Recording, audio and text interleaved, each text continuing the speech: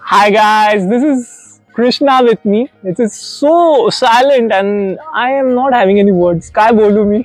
Speechless आहे. तर main message हाच आहे का जनावरांप्रती प्रेम असणं हे खूप गरजेचं आहे. आणि बघा, I'm just gone. So hello guys, my name is Vaibhav Godse.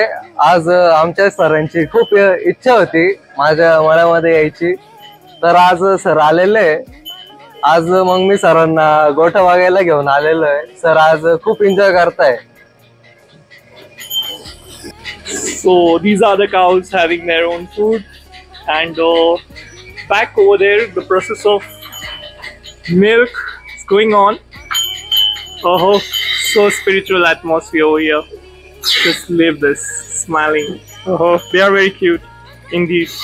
नमस्कार, माझं नाव दर्शन दिलीप गोडसे आणि आपण आता इथं द्राक्षाच्या बागात उभे आहे. आणि सुरुवातीला लावण्यापासून तर येईपर्यंत तर त्याची प्रोसेस मी सांगतो.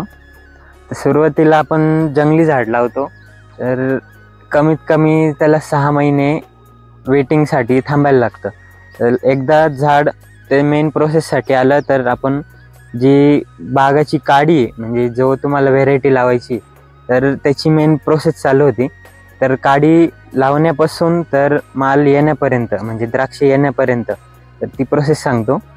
एकदा काडी लावली तर 2 वर्ष तुम्हाला थांबायला लागतं. 2 वर्ष तुम्हाला मेहनत घ्यायला लागती. तुम्हाला त्याची जे फवारणी वगैरे असेल, खत पाणी सगळं करायला लागतं. त्याच्यानंतर 2 वर्षांनी तुम्हाला द्राक्ष यायला चालू होत्या.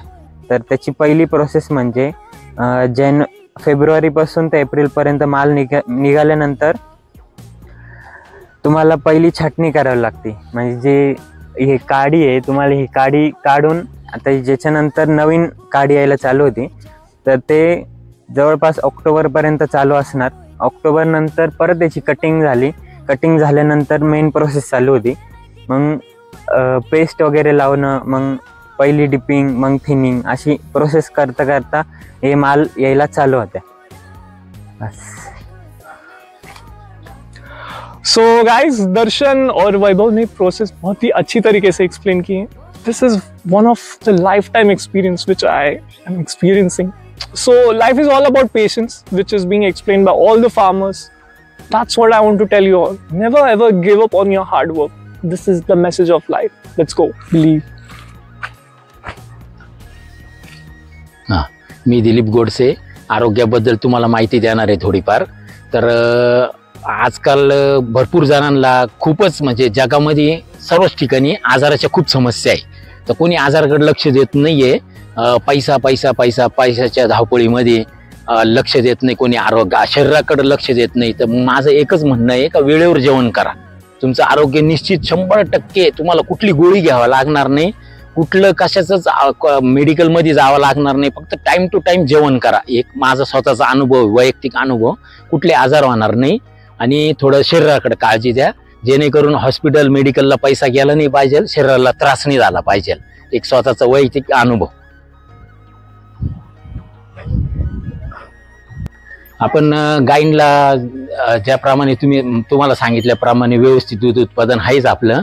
पण 4 प्रकारचा चारा देतो: मक्का, तणस आणि ऊस, नेपियर. तसंच अमूल कंपनीचं पण 3 ग्रेडचं खुराक, आणि त्याच्यात 2 आपण देतो: गहू भुस्सा आणि मक्का बरडा. असं 5 ग्रेडचं खाद्य देतो, जेणेकरून दुधाचं उत्पादन चांगल्या प्रमाणे, चांगल्या क्वालिटीचं मिळणार. सर्वात प्रथम गायी खुश झाल्या पाहिजे. चारा वगैरे देऊन ते दूध उत्पादन चांगलं मिळालं पाहिजे आपल्याला. त्याच्यानंतर ग्राहक खुश, आणि नंतर ग्राहक खुश झाल्यानंतर आपल्याला जे पैसे येणार ते समाधानकारक राहिले पाहिजे, असा आपला उद्देश आहे. त्या दृष्टिकोनातून आपण दूध उत्पादनाचा हा व्यवसाय चालू केलेला आहे, जेणेकरून लोकांचं आरोग्य तंदुरुस्त राहावा या हिशोबामध्ये आपला हा हेतू ठेवूनच आपण दूध उत्पादनाचा व्यवसाय चालू केलेला आहे.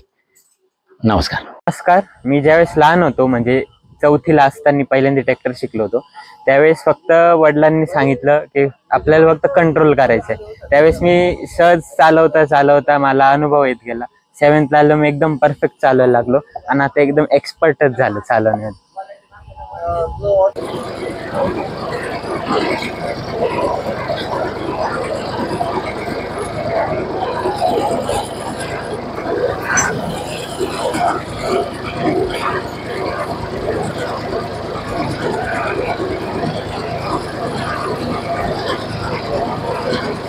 हा पाठीमागचा स्प्रेयर आहे. आता याच्यात पाणी भरलं जातं आणि औषध मिक्स केलं जातं.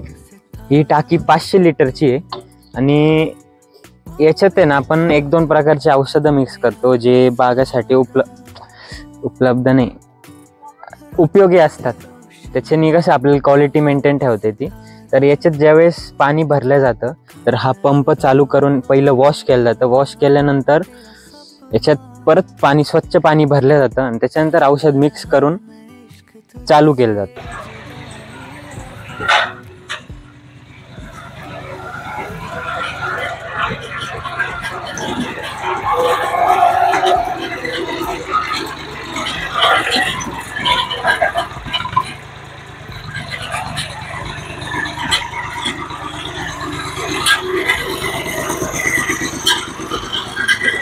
So guys, it was really amazing experience, and what more to say in alphas. Darshan has explained it so beautifully. I am just loving this, and thanks to Vaibhav, also to Kaka, who have shared their emotions towards their work. This is something I want to tell you all. और tractor तो जल्दी सीखूंगा मैं देखते. So till then, like I say, Sapna शुरू यहाँ, believe, let's go, cut it.